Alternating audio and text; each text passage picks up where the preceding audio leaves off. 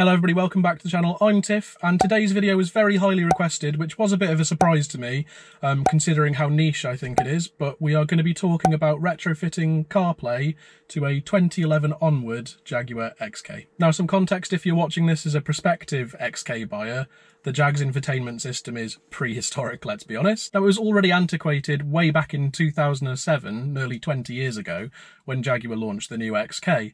And for the 2011 onwards model years, they thought they'd make it worse by removing the auxiliary input and making it much harder to connect your music and nav and to enjoy yourself while you're on the road, unless you have a 30-pin iPod connector, which... There is no functionality to Bluetooth your music to the audio interface, and also the phone pairing is quite poor. Hands-free phone tech in this car that's, you know, nearly 20 years old, it's definitely a weak point, and the recipient of your phone calls, I mean, to them it must sound like your face is being dragged along the ground. I have had the few calls I've made from this car. People have commented on how hard it is to actually have a conversation with you without having a rustling or crackling sound going on. So on to the solutions then, of which you really have two choices. The first is to buy a 30-pin iPod to Bluetooth adapter and Bluetooth your phone to the car. I believe they cost about 50 quid, and then I suppose get a phone mount as well, stick it on the window or in the vent or something. And, you know, for 60 odd quid, it's probably a good enough solution for most people. I haven't tried the Bluetooth adapter, but from the reviews I've seen, they're either decent enough or they can be a little bit crackly, or, you know, some teething issues with getting them set up. But as far as I can tell from reviews, probably worth the 50 or 60 quid to have that kind of setup. Option 2, and today's video, you can retrofit CarPlay for Apple or Android, the former of which we're going to talk about today. Now, there are two ways to go about CarPlay. One is to fit the kit yourself. Buy a kit from places like oldjaguar.com for about £800 shipped from Australia.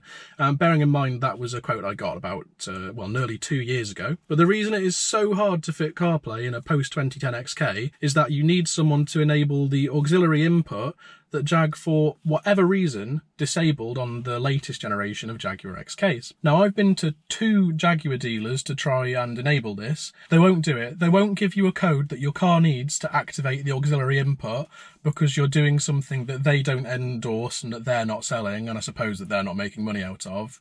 And I guess that they can't guarantee the quality of, but they flat out refuse to do it. So you need to have a contact or a mate or somebody who has a Jaguar Land Rover SSD diagnostic tool to unlock the auxiliary input for you, because Jag simply won't do it. I'm now going to go into voiceover Tiff to discuss fitting it yourself, but if you're interested in having somebody else fit it, just click on the next chapter on the bottom to skip ahead to that bit. Now, as oldjaguar.com point out, it is not plug and play, it is a complex install, and it's worth using a car audio professional unless you know exactly what you're doing to fit it yourself.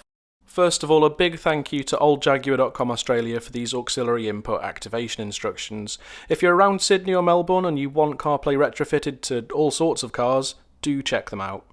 I'll be as concise as I can here. You can pause and read the instructions if you need, but basically the 3 things you need are the diagnostic tool I mentioned, a trickle charger for the car because XKs are notoriously quick to drain their battery, and the passcode generator. Once you're in service functions, you go to coded access, the gold key, and then use the seed and VIN to generate your password. When the screen goes gold at the bottom, you can hit run on car configuration management, and then you say that the auxiliary input is fitted. It already is, you just need to tell the car that it is, and tick to download to the car. Aux should then appear in portable audio on your infotainment system and allow use of your CarPlay. The second way to go about this is obviously to give it to the professionals. Now, a quick note to say, of the 2 names that you're about to see that can fit CarPlay for you in the UK, I'm not sponsored by either of them, I'm not endorsing either of them, just when I did my research they were the 2 names that came to the top of the list.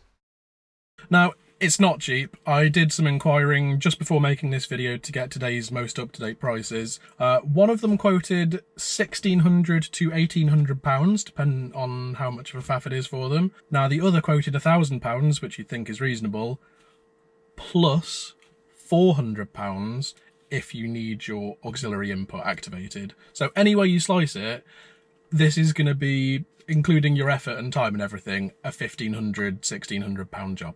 And The reason it's so expensive is it is a console out, so not dash out, but a console out job to program the auxiliary input and to program the console. Now, some fit a click wheel thing, and others just fit this little button here to click between the Jaguar interface. So you hit navigation, and just one tap of this, and you're over to CarPlay. I've actually found that very natural to use, and unless you're driving through a rapidly changing environment and, you know, you need to change your climate control constantly, which is, you know, it's fairly quick, it's not an encumbrance, basically. You do get some functionality, as you'd expect, of being able to swipe between your CarPlay screens, you know, hot links for navigating, but you don't get pinch to zoom and any multi-touch features, obviously, because it's still using the archaic 2007 tech behind this car. But you can obviously, within each of the apps, you can zoom in or out of where you are using just the button instead of pinch. I have actually parked away from my home so you perverts can't tell where I live. Sound quality in my experience has been pretty perfect, to be honest, and in the coming up to 2 years that I've had it installed, I've only had one fault with the system where it just wouldn't turn on when I started the car, but I turned the car off and on again and it was absolutely fine. So pretty faultless in my experience so far. And before I forget to include it, they have also provided a USB input should your wireless fail on your phone for any reason, so you can connect it hardwire as well as wirelessly. And now the big question, I suppose, is it worth it? Yes, for me, absolutely worth every penny. It's all integrated, there's no cables, faffing, phones on the dashboard, any of that. It just works. You hit Bluetooth, you have your phone on, it works.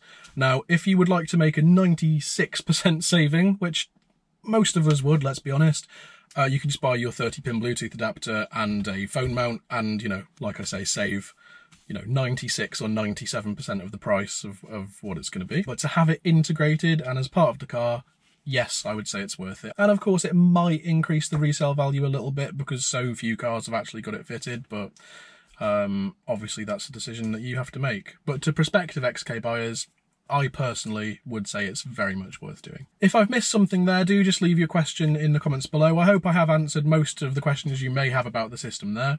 Do subscribe to see more with this XK. The next thing I'm going to be doing with it is going up Prescott Hill Climb, so you should see that in next week's video. And do stay subscribed for maybe something new coming to the channel very soon. Thank you all very much for watching. Ciao!